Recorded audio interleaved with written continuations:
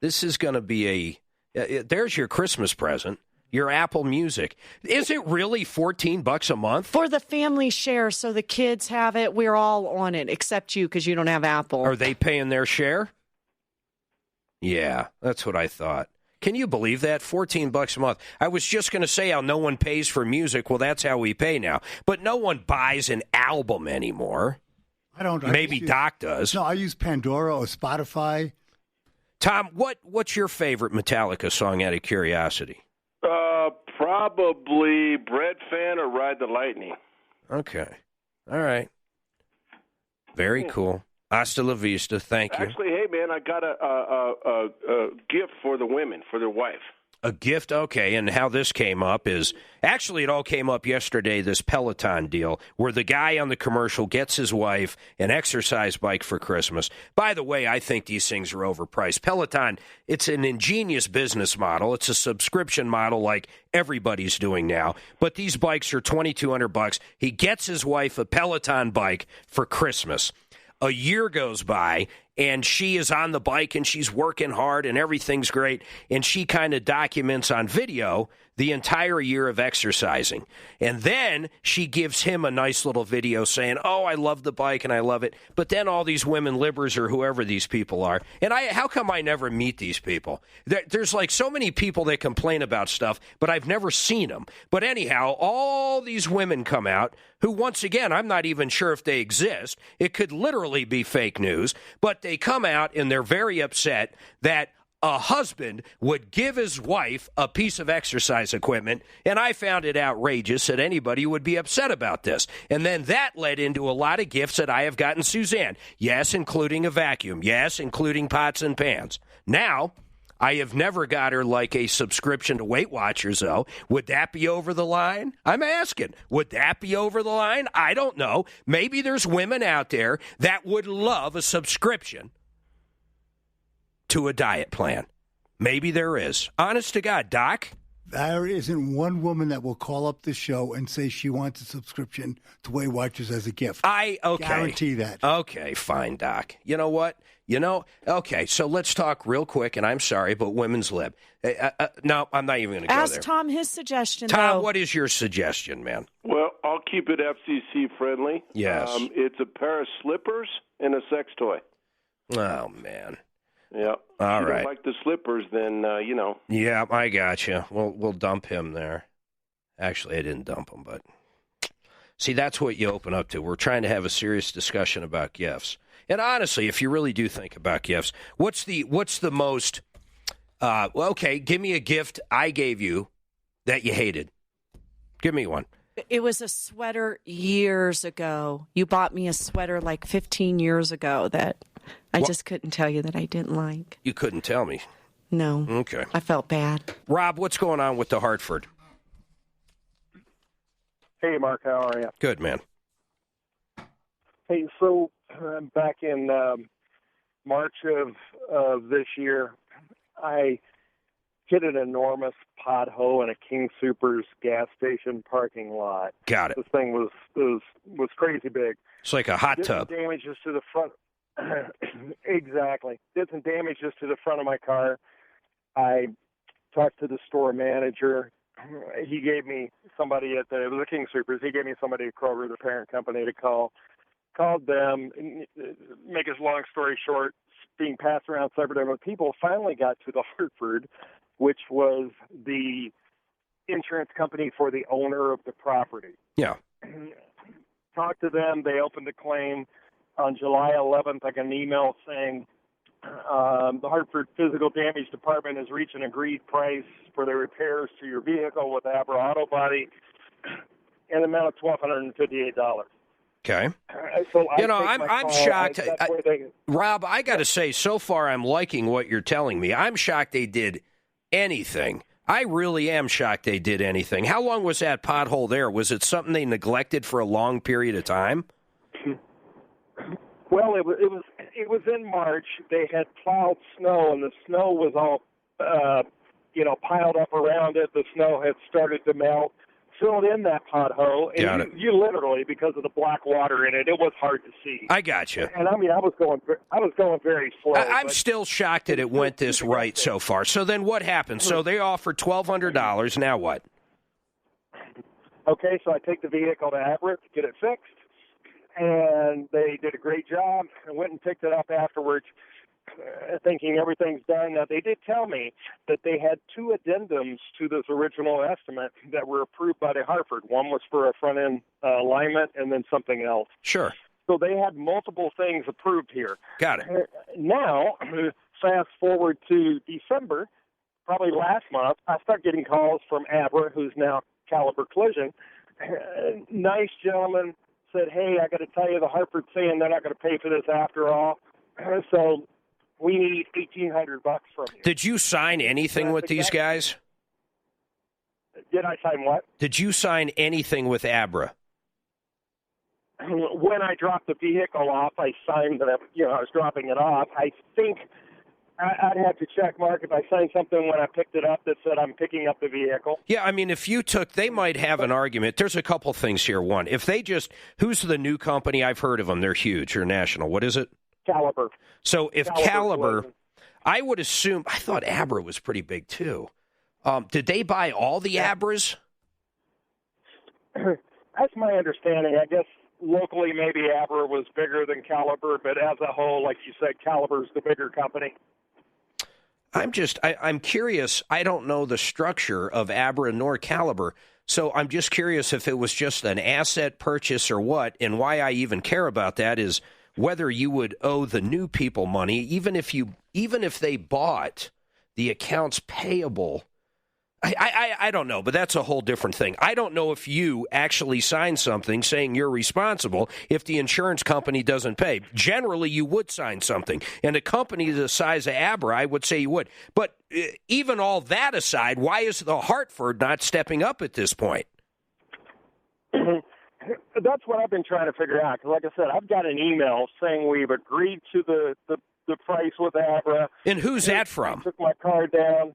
That is from the Hartford. It has a claim number at the top and everything. And then, like I said, the adjuster at Abra even contacted them twice to get additional work. The original claim was $1,200 and something. The final and they approved. I think they said $1,800. The Hartford approved the additional.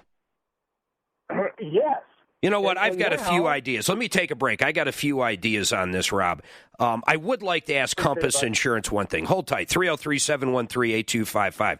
It's very interesting, and I still got to go back to Doc after the break and hear about the customer. Remember, this is a doctor. Thousands of babies. Apparently, he told one of his customers, he's going to say, what do you call them, clients, patients? That's a patient. Okay, one of your patients to hit the bricks.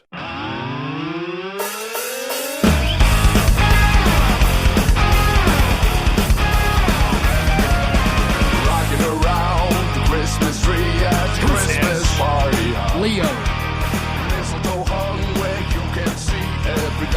Man, everybody's got to have a Christmas album. It's pretty crazy. Hey, I'm sitting here during the break.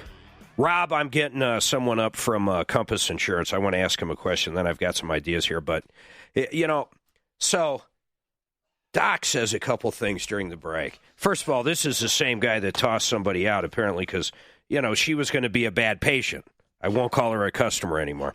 But during the break, I found something else very interesting. They're swapping war stories. Doc, how long have you been divorced? Since 1995, and I'm still best friends with my ex-wife. So long time, though. Yeah.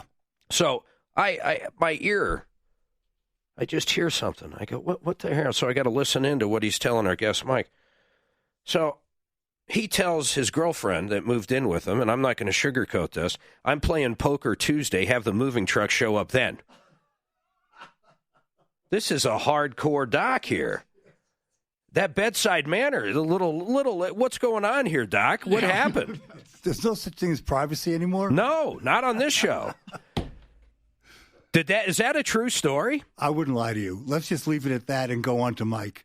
Oh, I see. I found that very interesting. That's very interesting. Then Mike, in the same breath, our guest.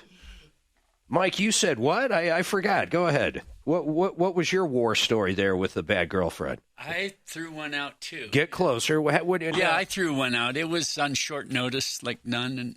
And guess who he had someone come pick her up. Guess who? This is great. I called her ex-husband and had him come get her. Man, these guys are tough. Adam, I'm not kidding. These guys are tough. Dan? She's probably listening.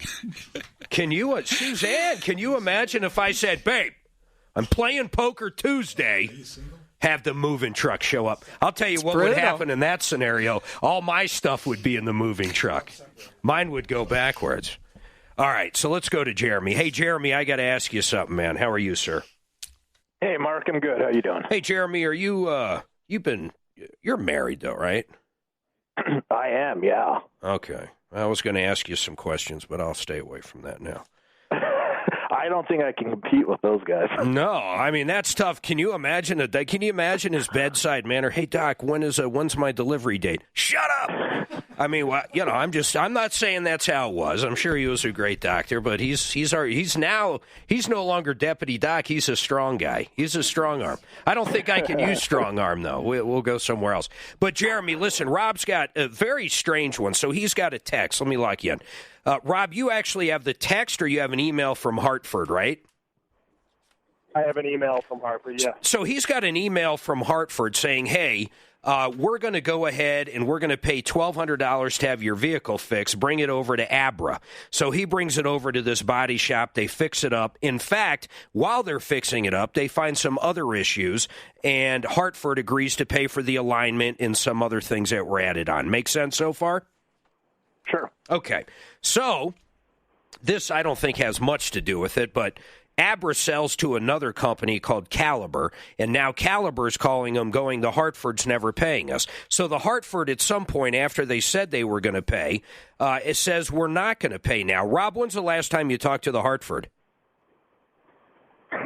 I did not talk to them. The insurer, the body shop talked to them. I think the last time he said now they won't even return his calls. Why wouldn't you call the Hartford at this point? A week ago. I pulled out my notes from when all this happened, Mark, to get the guy I originally talked to at the Hartford. Yeah. And that's my plan, to give him a call. But like I said, I get these calls. Today's call from Caliber was, hey, well, you got three choices. You can open a claim with your insurance company, which of course I don't want to do, or you can pay the bill, or we'll send you to collection. So, Jeremy, the guy's nice. He said, hey, I feel bad, but... Yeah, they got to get paid. But, Jeremy, let me ask you this. If he just has an email from somebody that actually works at the Hartford with a claim number on it, talking about that claim number, they're saying they're going to pay $1,200. They also authorized the other work that was done when the vehicle was there. I mean, do you see any reason how the Hartford could get out of paying now? No, it's weird that they're trying to. Whose insurance company is the Hartford, though? King Soopers. So this whole thing started, he was in a King Soopers gas station on a snowy day, and they had a ginormous pothole that was kind of filled up and, a little iced over, so you couldn't tell it was a pothole, and his car went into it. So so it sounds like they initially accepted the liability, and now they're not. Yeah, but why would they do that? The only thing... It doesn't make sense. Yeah, I mean, I think my suggestion, because it's not typical, so I would say, to have the caller trying to communicate with Hartford and try and get the story. Sometimes things get lost as, it gets passed around from, the different entities. Rob, you need to call up with that claim number and see if you can't get it figured out. If not, I will put you personally in touch with Jeremy and the guys at Compass, and they can call over, but I don't think it's at that point now. I bet there's some issue like maybe Abra already got paid and then Caliber bought them and Caliber thinks they should get paid or something along the lines. This might not have anything to do with the Hartford not paying. That's kind of what I'm thinking too, Mark. Sorry to cut you off. It sounds like there's something got lost in translation there. So, Rob, call up. I don't think they would initially accept it. Yeah, so call up. Don't delete that email. And if it does become a problem or a further problem, they're not going to take care of it. Call us back. Okay. All right. I appreciate it, guys. You got it. Hey, Jeremy, I got a question for you, though. We were talking about, during one of the breaks, we were talking about hail and how eventually, I don't think insurance companies in general are going to pay just to have your roof done every 3 or 4 years. So in other words, now we have very high deductibles